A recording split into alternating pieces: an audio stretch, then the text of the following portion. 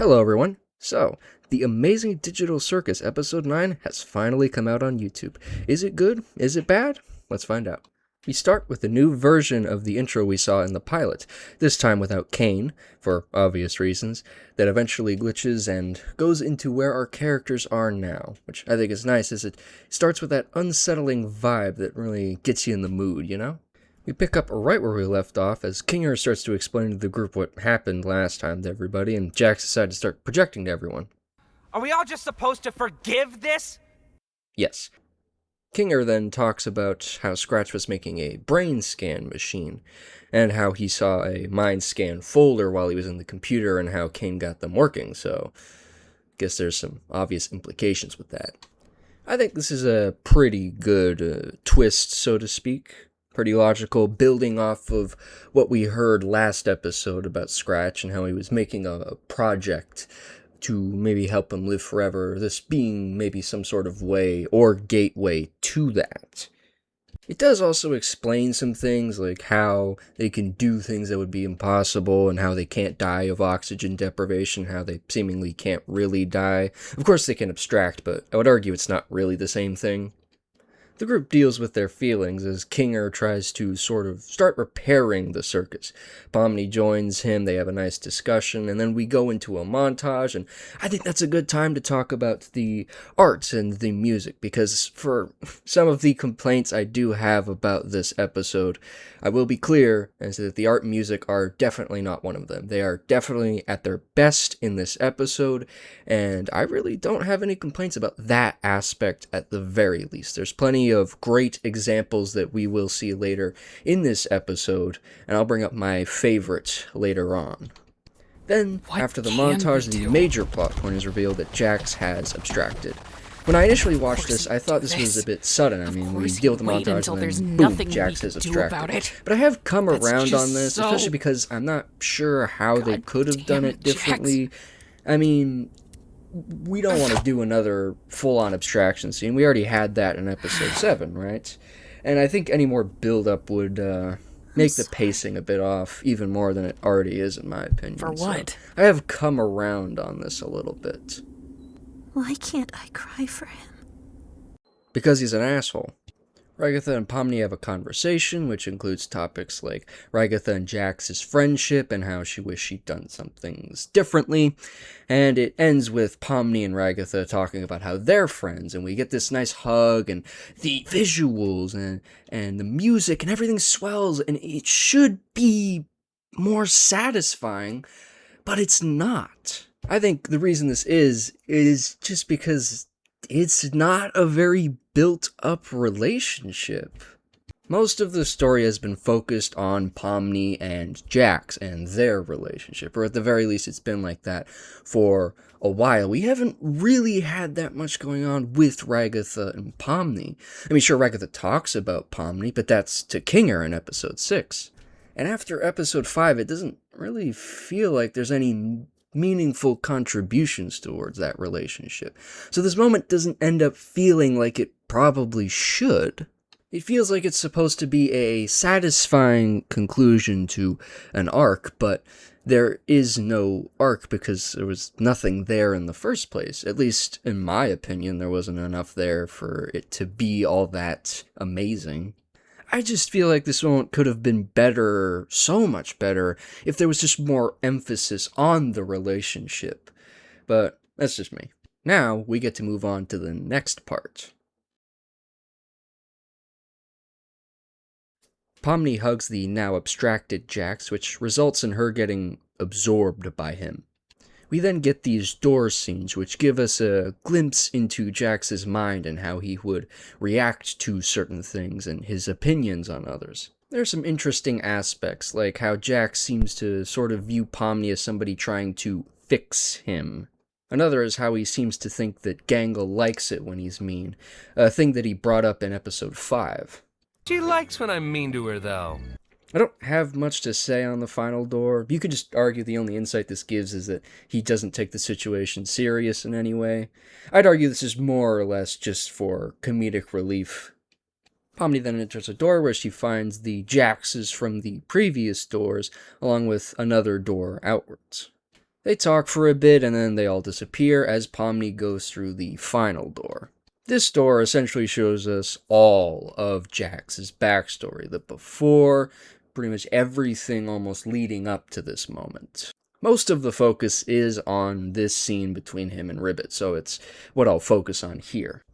I think this is a really good scene. We finally get more insight into Jax and his explaining of his past, and it really does explain a lot about him as a character, how he acts, how he treats people. I think it comes together in a nice way. So this interesting perspective change. Before this point, we were always looking through Jax's eyes, seeing what he sees, but then in this moment we kind of go outwards a little bit. Me personally, I think this is him sort of letting his guard down, getting rid of the facade and telling the truth. And I think this is exemplified by later on in the scene when Kaufmo knocks on the door, we instantly go back to Jax's perspective as he puts up the facade again in a bit of a panic. Also, real quick, to the person in the theater when I was watching this movie, you don't need to say everything you're thinking. Like in this moment, look, you don't need to say kiss for all of us to hear. We're all thinking it. Doesn't mean you gotta say it. I mean, I'm just trying to watch the movie. You're interrupting me.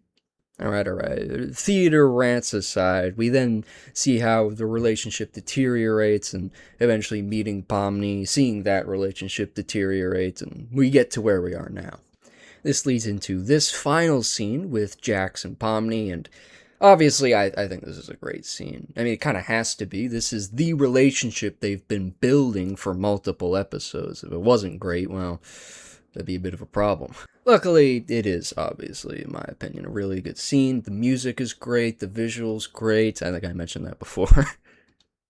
It's a relatively satisfying conclusion to, as I said, the relationship that has been building over multiple episodes. I've heard some people argue that Jax doesn't deserve this, quote-unquote, because he's a bad person, which, honestly, I find a little debatable. Just saying Jax is a bad person and leaving it at that feels a bit reductive. And besides, I don't think Jax really gets a happy ending in this episode. He gets to talk to somebody we've used as a friend for the last time, but that's really about it, honestly. Speaking of which, Jax panics a little bit while hugging Pomni, and it results in this. Pomni gets saved by the rest of our crew, and Jax ends up in this sort of fortress of solitude, if you will. We end with them talking on the couch, and, well, they're zooming out. I guess this is the end of the episode? Oh my god, is that...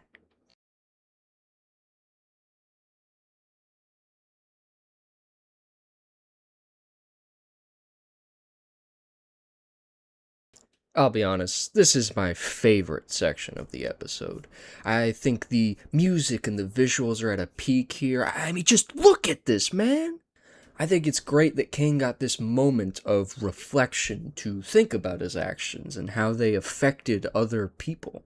I think this scene where Kane uses his powers to get to the mind scan files is really good, and it's nice to see Kane using his powers, since, we got a little bit of a taste of that in episode 8, but I think it's nice to get more of that.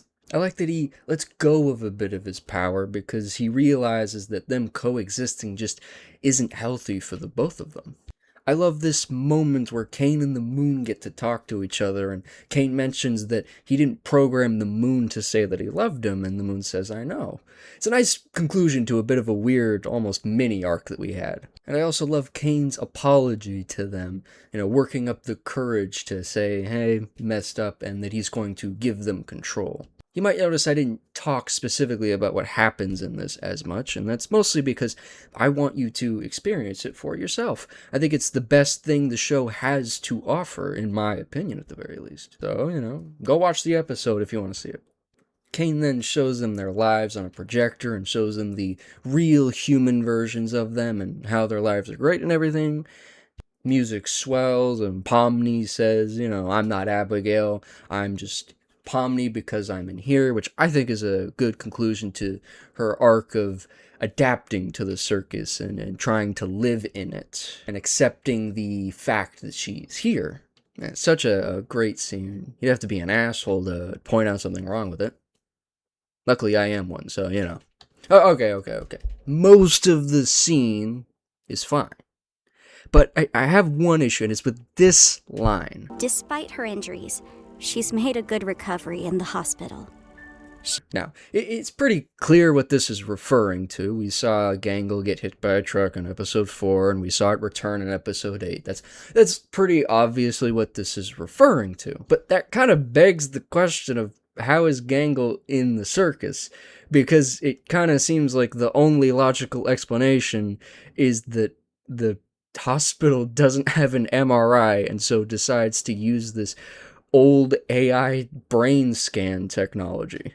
It seems pretty clear it has to happen in the hospital, especially because Gangle remembers the injury, so is that really what happened?